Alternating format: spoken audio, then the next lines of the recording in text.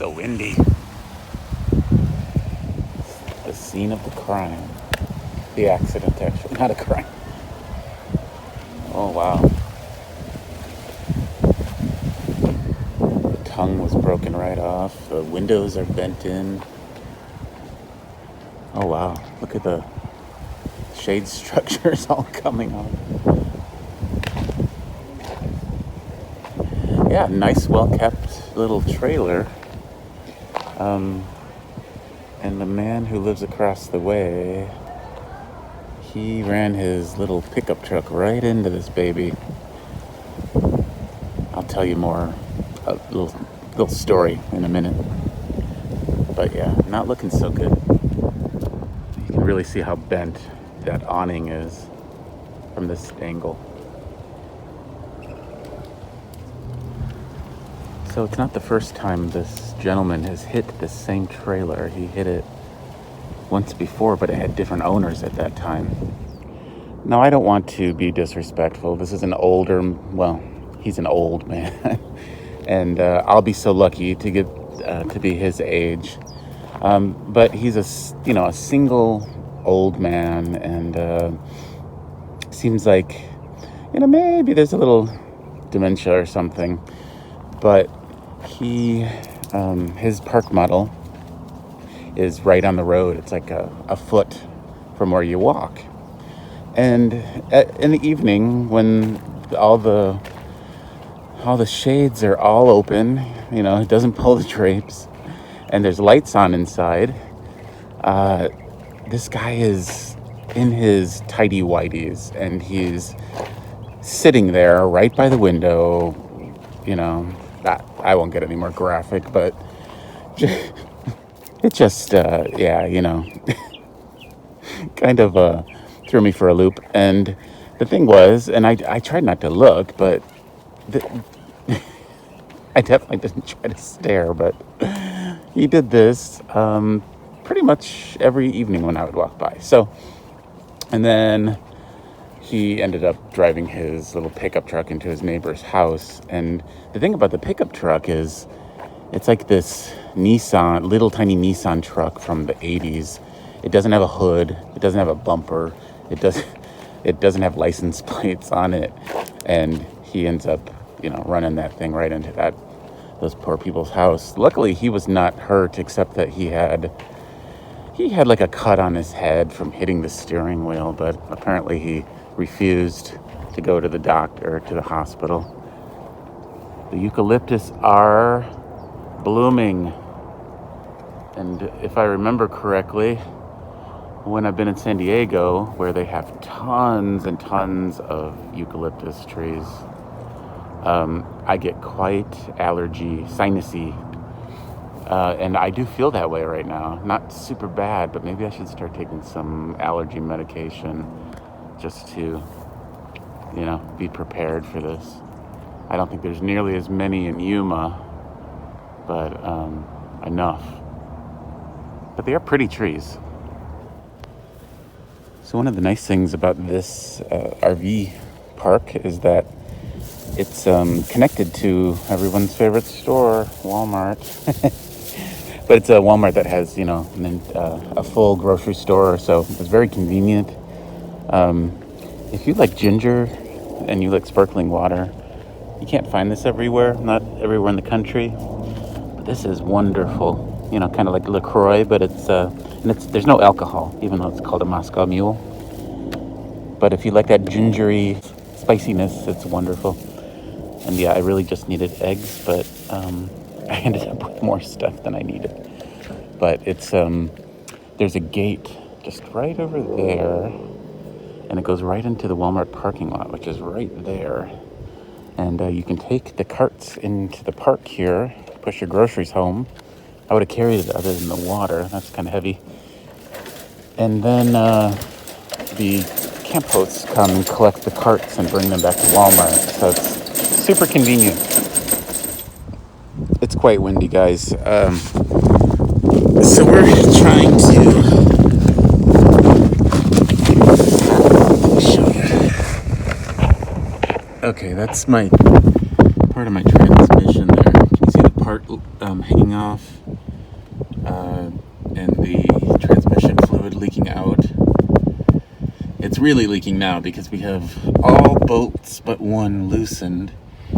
So we ordered a new cover, this thing, the black thing.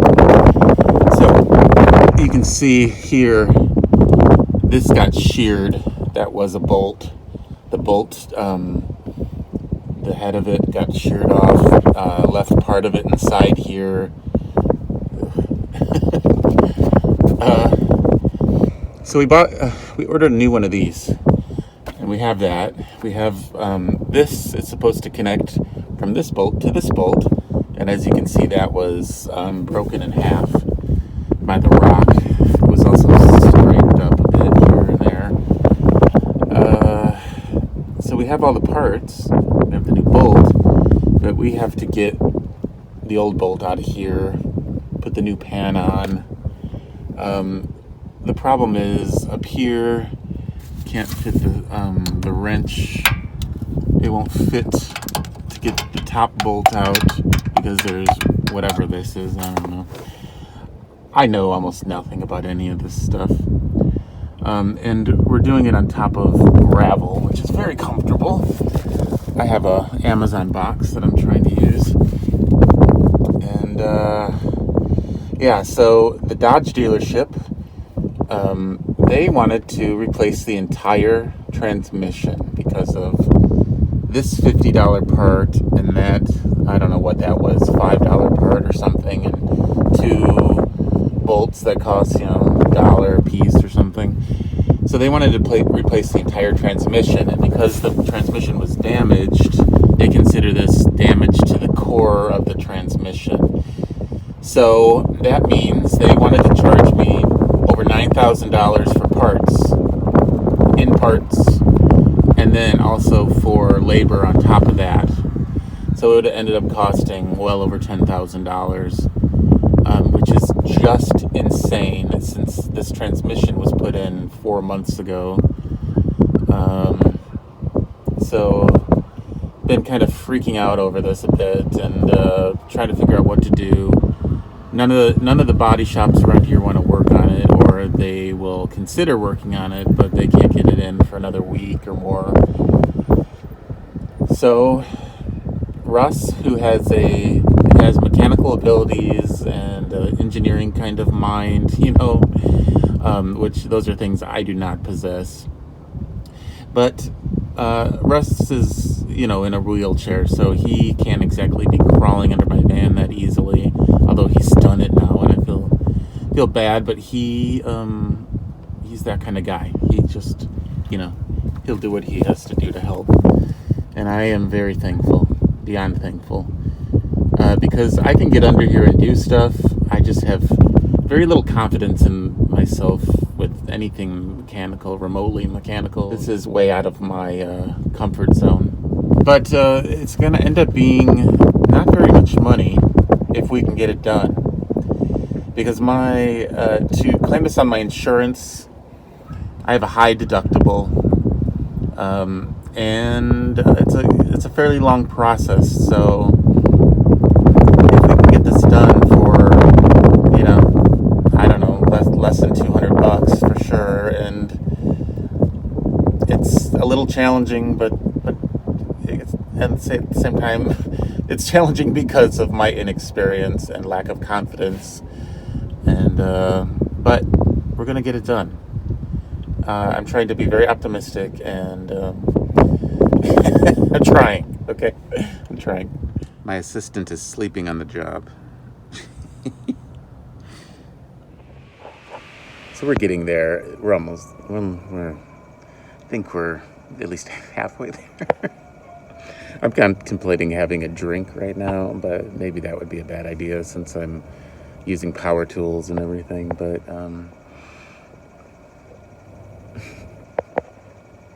yep. Second tow truck in 2 days, 3 days. Seems like such a peaceful, safe place, but gotta watch out for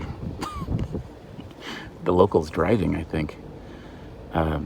Somebody drove their Toyota up onto somebody's yard and up onto somebody's rocks and landscaping and cacti. Yeah, it could be a dangerous place, these 55 plus communities. I'm a mess. Look at me.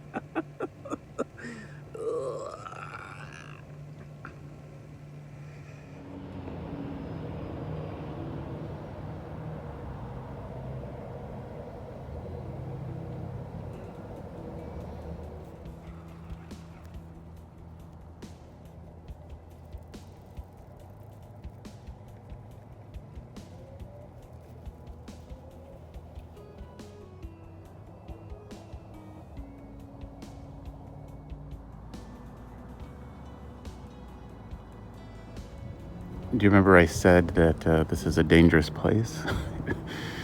So you can see somebody rode their Toyota right up into this little yard, and you can see by the satellite dish and the poor little smashed lawn ornaments and the smushed cacti and the tire tracks. Somebody ran themselves up into this yard. I think we're finally done with the van. At least I hope so. Not fun for me. Although I have to be very thankful, and I feel lucky to have this, happen in this situation, to where I have help and I have, a safe, free spot to stay. But as far as like all the mechanical stuff and the crawling under the van and the several trips to the auto part places and all that, I don't enjoy any of that. But you got to do what you got to do. It wasn't an expensive fix, thankfully. But yeah, it took time and it took patience, and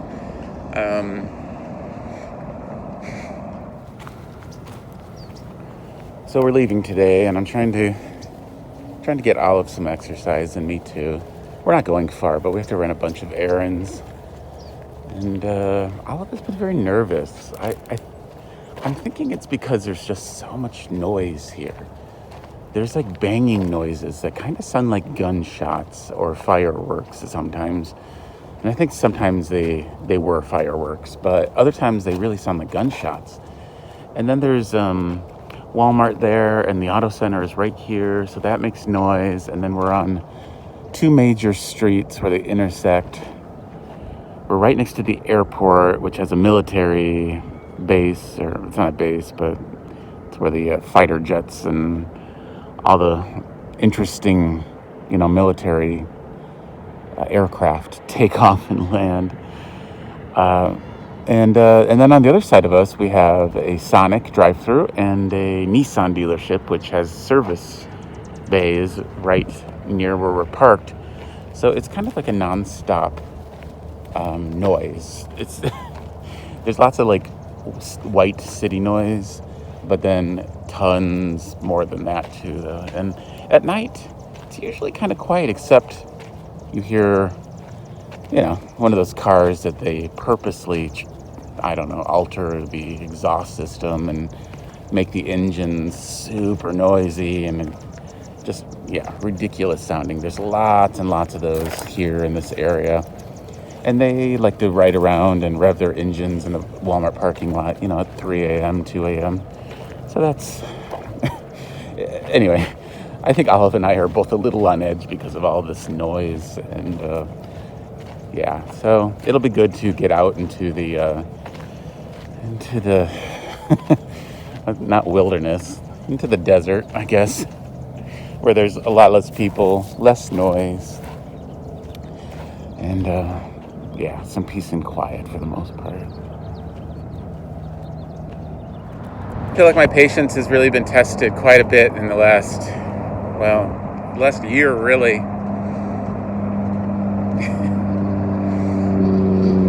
But what can you do?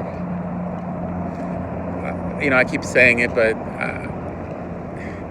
this life isn't glamorous, you know, and I do want people to understand that sometimes it really sucks, and sometimes you're screwed, and sometimes you get lucky, and even when you get lucky, sometimes you're still kind of screwed. I'm being pretty vague, I guess, but I guess what it comes down to is if I didn't have a support system out here like I do, thankfully, I'd be screwed. Either that, unless I had an endless amount of money, you know. But most people who come out here, that's not the case. So I would say stay at your job as long as you can and build up a real decent emergency fund. Don't come out here penniless. I mean, even if you have the vehicle, you need money. And hopefully you'll make good friends when you get out here. That part isn't hard, actually. I didn't find that part hard. It's that it ends up costing a lot more than you think it's going to cost, and there's a lot more hassle than you hope there's going to be. And luckily there's a lot of great parts, and I still love doing it. I have a feeling that I'm not long for the road. Even though it's, you know, I've made amazing friends and strong community and a lot of really amazing experiences. But I don't know. I just, right now, if I had answered that question, I'd say no. I won't be on the road for that much longer, but we'll see. I'm going to take it day by day. But for now, I'm going to get the heck out of Yuma. And again, I want to say thanks to Russ. You've been amazing. You did not have to do this. Even though I've known him for a while and, you know, we're friendly, he didn't have to do this for somebody he didn't know all that well. And he's wonderful with my dog, and he's been super supportive and helpful and amazingly hospitable, and just feel pretty lucky. So thank you, Russ. And we'll see you all soon.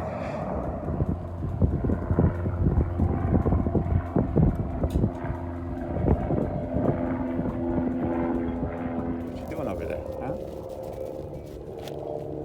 What you doing?